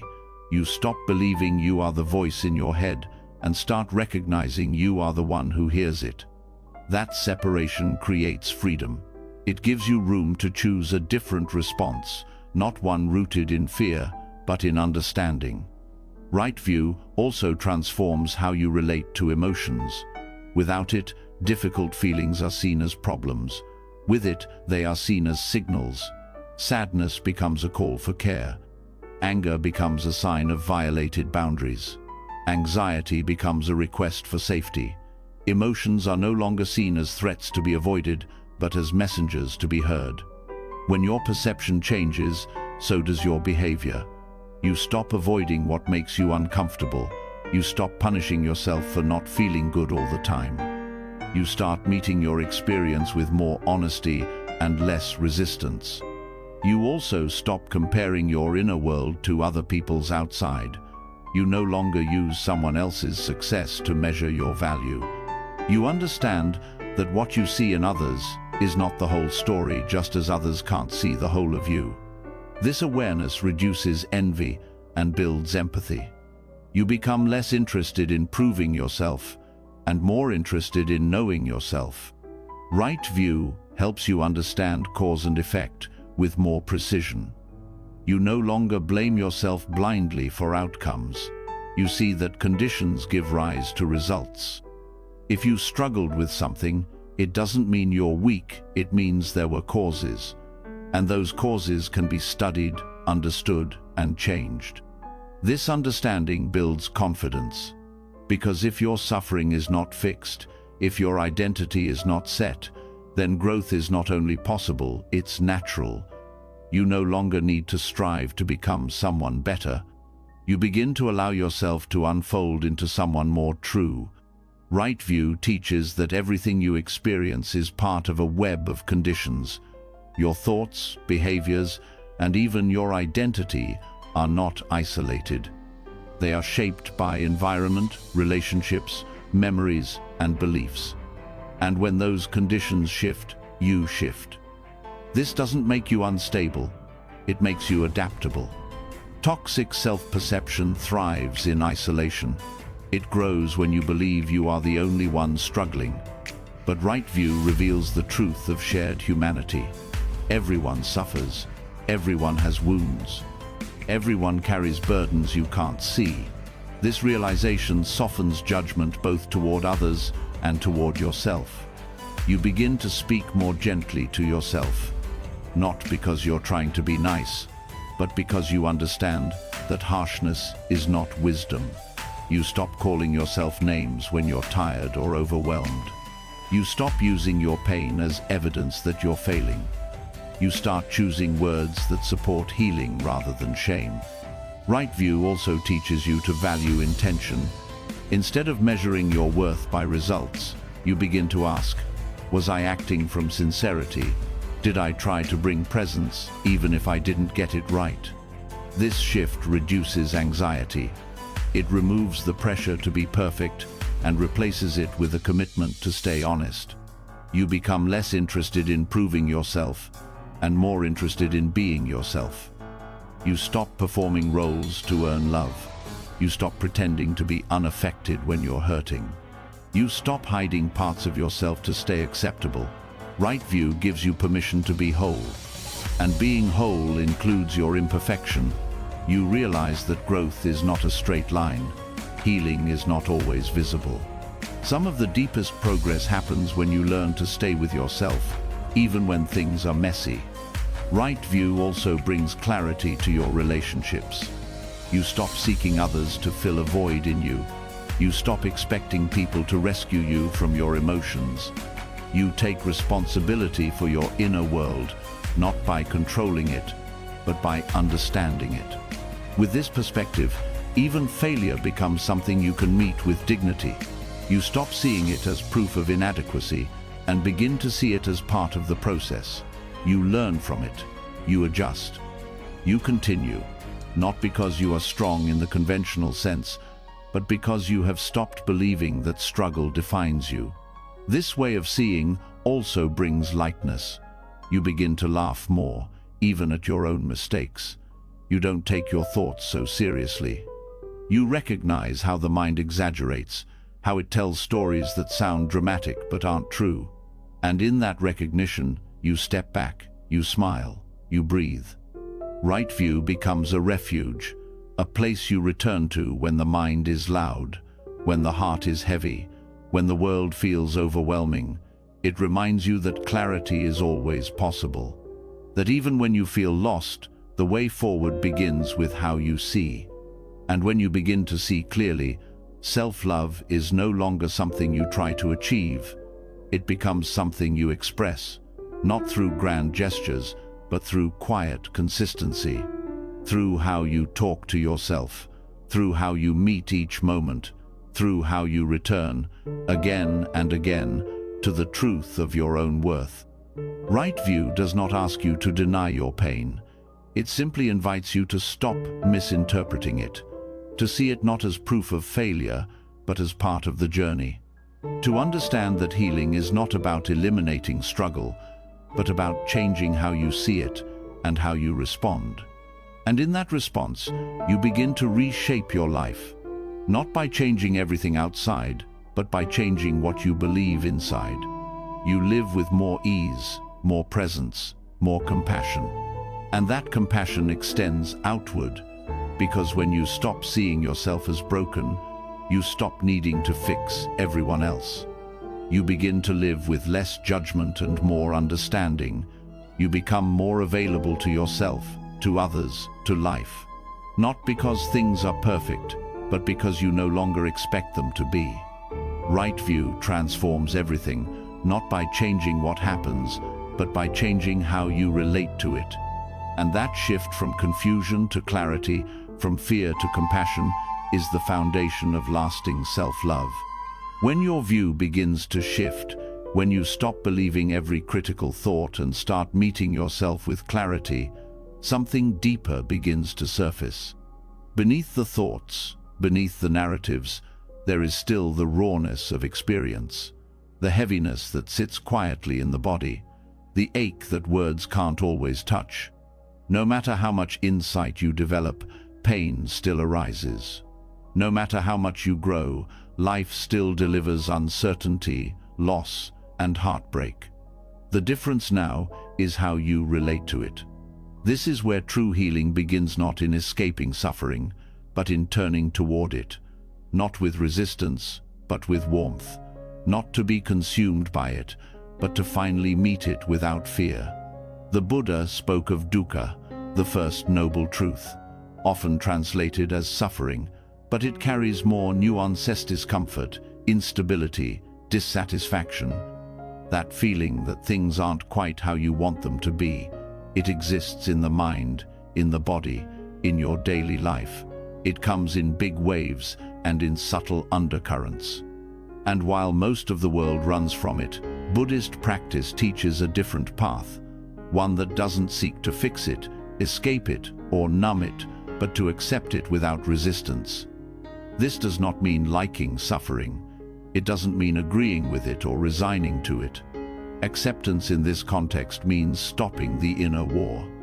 It means allowing what is already here to be seen fully, gently, and without pushing it away.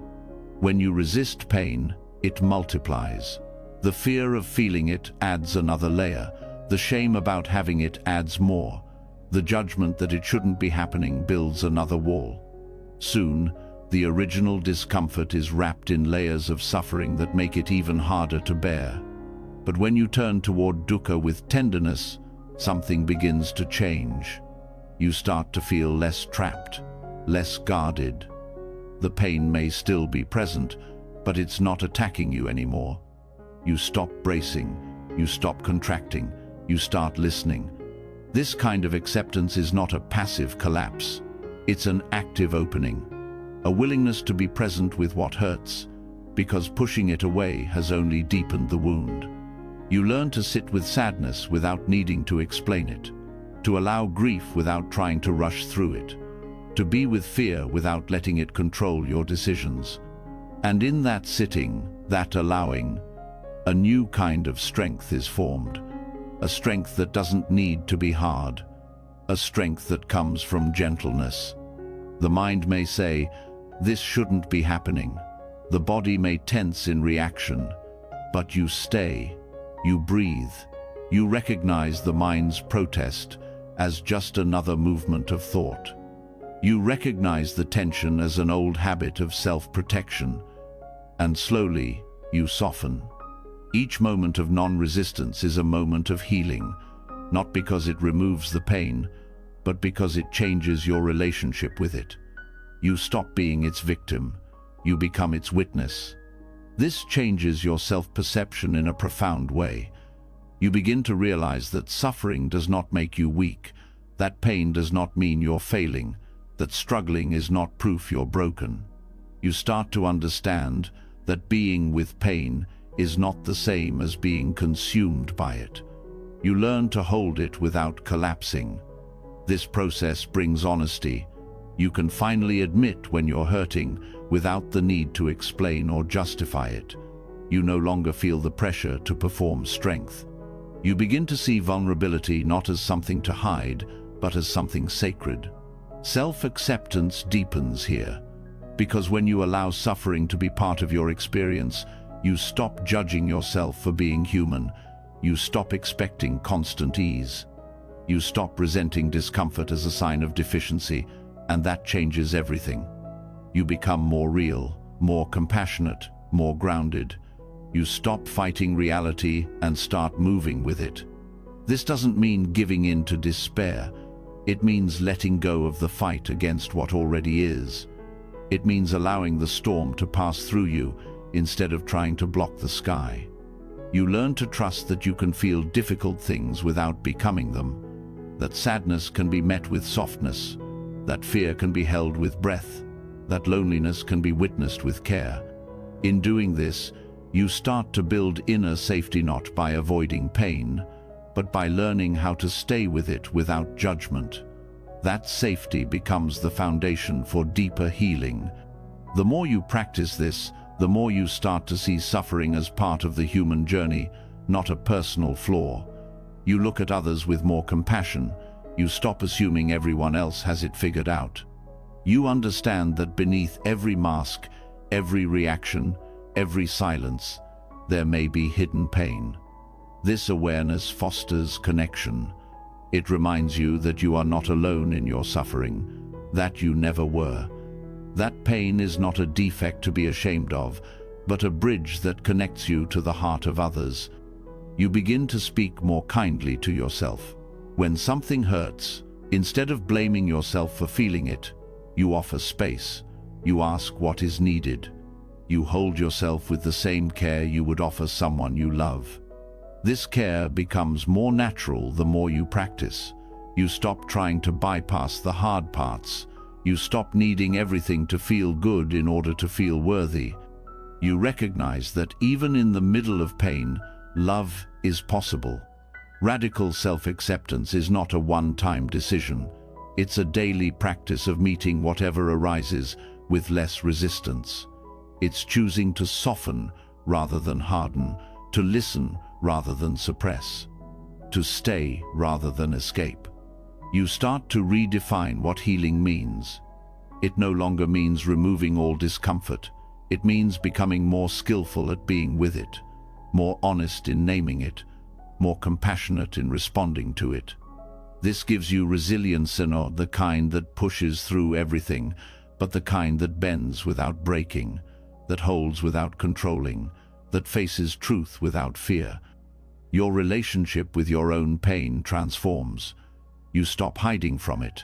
You start learning from it. You begin to see that the moments that hurt the most often carry the most insight if you're willing to listen. This listening is not easy at first. It may feel unfamiliar, but over time, it becomes your strength. Because through it, you find your way back to yourself not as someone to be fixed, but as someone to be met. Pain loses its sharpness when it is no longer resisted. Suffering becomes bearable when it is no longer layered with judgment. And you begin to feel a sense of peace, not because everything is easy, but because you've stopped pretending it has to be. This is the heart of accepting dukkha. Not giving up, but giving in to the truth of your experience. Letting it be seen, letting it be held, letting it be a part of your life without making it the whole story. And when that happens, a different kind of strength rises. One that doesn't need to be seen. One that doesn't need to prove anything. One that comes quietly, through presence, through honesty, through tenderness. This strength is what allows you to live fully, not by avoiding suffering, but by walking with it, knowing it will come, knowing it will pass, and knowing that through it all, you are still here, still breathing, still worthy of love. The moment you stop resisting pain and begin meeting it with tenderness, something opens, not a doorway out of the difficulty, but a soft space within it. You start to see the edges of suffering dissolve. What once felt like a private wound begins to feel less personal, less separate. You sense that your experiences, your struggles, your fears, your longings are not just yours, they are deeply human. They are part of a larger web that holds everyone. And in that recognition, you feel less alone. This is where the truth of interbeing begins to reveal itself. You begin to understand that your existence is not isolated, your pain is not separate, your healing is not independent. Who you are, your identity, your worth, your becoming is deeply woven into everything else. Not metaphorically, literally. Interbeing means that nothing exists by itself. Every part of you arises in relationship. Your thoughts were shaped by language taught to you by others. Your feelings have roots in your experiences with people, places, stories. Even your breath is not yours, alone taken from trees, shared with the sky. The Buddha's teaching of paticca samuppada-dependent origination reveals this truth at the deepest level. Nothing arises without conditions. Everything you are comes from causes, and those causes are never isolated. They stretch far beyond your individual life. When you see this clearly, the illusion of separation begins to dissolve. This changes how you see yourself. You are no longer just a solitary self moving through the world. You are a continuation of many things: your ancestors, your environment, the kindness and harm you've received, the wisdom and confusion you've encountered. You are shaped, supported, and held by countless unseen hands. This does not mean you lack individuality. It means your individuality is not cut off. It is interwoven. You are not separate from life. You are an expression of it. Seeing through this lens softens the inner critic, because when you judge yourself, you often forget context. You forget how much of your behavior was formed by what you learned, by what you lacked, by what you feared. You start to blame yourself as if you were fully responsible for everything you feel and do. But interbeing reminds you, you were shaped, and shaping can change. This understanding brings compassion, not as a feeling you try to generate, but as a natural response to truth. You stop needing to carry the weight of isolation. You stop believing that every struggle is a personal failure. You start recognizing that being affected is not weakness, it's reality. When you hurt, the cause often isn't just within you. It includes conditions you didn't choose. The words you heard growing up, the systems around you, the emotional patterns passed down from generations. When you begin to see all these connections, blame transforms into understanding. Shame softens into awareness. You also begin to recognize that your healing supports more than just you. Every time you respond with patience instead of reactivity, you shift the energy you bring into the lives around you. Every time you forgive yourself, you make it easier for others to do the same. Every time you speak truth with kindness, you help create a culture of safety. Your healing becomes part of the healing of others, not because you try to fix anyone else, but because your presence changes. It becomes more open, more accepting, more whole. And in that wholeness, others feel more free to be themselves too. You start to notice this in simple ways. A gentle word to yourself makes you more patient with others. A moment of silence allows space for connection. A breath taken in awareness becomes a bridge not only to yourself, but to the world around you. Interbeing is not abstract, it is felt in everyday life, in the way your mood shifts after a kind conversation, in the way sunlight on your skin changes your thoughts, in the way a stranger's smile can soften your inner dialogue. You begin to feel how connected everything is, not because you believe it, but because you sense it directly. This perspective also dissolves pride and insecurity. When you achieve something, you know it didn't happen in isolation. Teachers helped you. Friends encouraged you.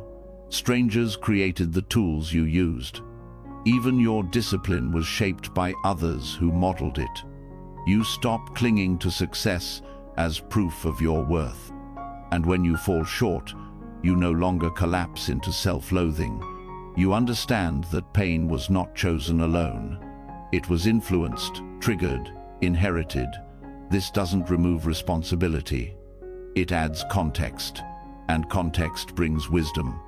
You begin to live with more humility and more confidence because you are no longer trying to carry the burden of being everything by yourself. You allow help. You offer help. You see others not as separate from you, but as part of your own unfolding. Your identity begins to feel less rigid. You are not just the roles you play, not just the habits you carry, not just the body you live in. You are part of a vast movement of life that expresses itself in infinite ways. And that movement includes joy and sorrow, clarity and confusion, strength and tenderness. Interbeing also teaches you that your value is not based on being self-sufficient. In fact, the idea of total self-sufficiency is an illusion. Everyone is supported. Everyone depends. The shame of needing others begins to dissolve. You stop pretending you have to do everything on your own. You also stop seeing others as threats. Competition loses its grip. You understand that someone else's success does not diminish your worth. Someone else's beauty does not erase your own. Someone else's peace does not mean you are behind. You recognize that each being is